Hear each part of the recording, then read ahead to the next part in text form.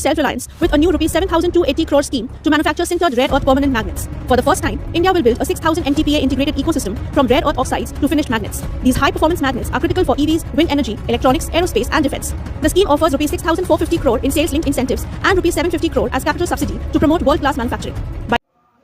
2025 সালের 26শে নভেম্বর ভারতের নরেন্দ্র মোদী নেতৃত্বাধীন ইউনিয়ন ক্যাবিনেট একটা ঐতিহাসিক সিদ্ধান্ত নিয়েছে। অনুমোদন করা হয়েছে scheme to promote manufacturing of sintered rare earth permanent magnet নামে একটি নতুন স্কিম, যার মোট বাজেট প্রায় 7,280 কোটি টাকা। এটা ভারতের প্রথমবারের মতো সম্পূর্ণ integrated rare earth permanent magnet উৎপাদন ইকোসিস্টেম গড়ে তোলার উদ্যোগ। এই স্কিমের মূল লক্ষ্য কী? বছরে 6,000 মেট্রিক টন এমটিপিএ উচ্চমানের সিন্টার্ড রেয়ার আর্থ পার্মানেন্ট ম্যাগনেট উৎপাদন করা। পুরো প্রক্রিয়ায় ভাবতেই হবে রেয়ার আর্থ অক্সাইড থেকে শুরু করে ধাতু রূপান্তর, ধাতু থেকে আলয় তৈরি এবং আলয় থেকে ফিনিশড ম্যাগনেট উৎপাদন। এতে কোনো মধ্যবর্তী ধাপে বিদেশের উপর নির্ভর করতে হবে না। এই স্কিমে 6,450 কোটি টাকা প্রোডাকশন লিঙ্কড ইনসেন্টিভ হিসেবে দেওয়া হবে, অর্থাৎ ম্যাগনেট বিক্রির উপর ভিত্তি করে 5 বছর ধরে ইনসেন্টিভ, আর 750 কোটি টাকা ক্যাপিটাল সাবসিডি হিসেবে ফ্যাক্টরি সেটআপের জন্য।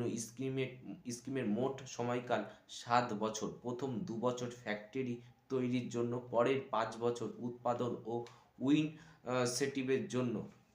কেন এটি গুরুত্বপূর্ণ? কারণ 2030 সাল নাগাদ ভারতের রেয়ার আর্থ ম্যাগনেটের চাহিদা দ্বিগুণ হয়ে যাবে।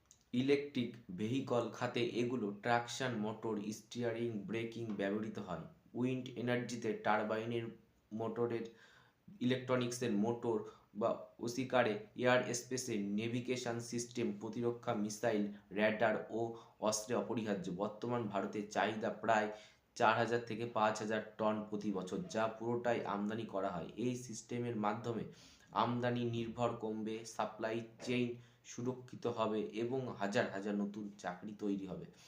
এছাড়া ভারতের কাছে প্রচুর রেয়ার আর্থ মিনারেল রিজার্ভ আছে। বিশেষ করে মোনাজাইট ডিপোজিট উপকূলীয় এলাকায় কিছু এতদিন প্রসেসিংয়ের অভাবে আমরা পিছিয়ে ছিলাম। এখন এই স্কিম ন্যাশনাল ক্রিটিক্যাল মিনারেলস মিশনে নেট জিরো 2070-এর লক্ষ্যে বড় অবদান রাখবে। এই উদ্যোগ সর্বোচ্চ 5টা কোম্পানি 210 গ্লোবাল কম্পিটিটিভ বিডিংয়ের মাধ্যমে প্রত্যেকটা সর্বোচ্চ 1,200 ক্যাপাসিটি পাবে, যাতে প্রতিযোগিতা থাকে এবং ঝুঁকি ছড়িয়ে যায়। চ্যানেল নতুন হয়ে থাকলে চ্যানেলটা সাবস্ক্রাইব করে দিও। ভিডিওটা ভালো লাগলে লাইক, কমেন্ট, শেয়ার করতে কিন্তু ভুলো না।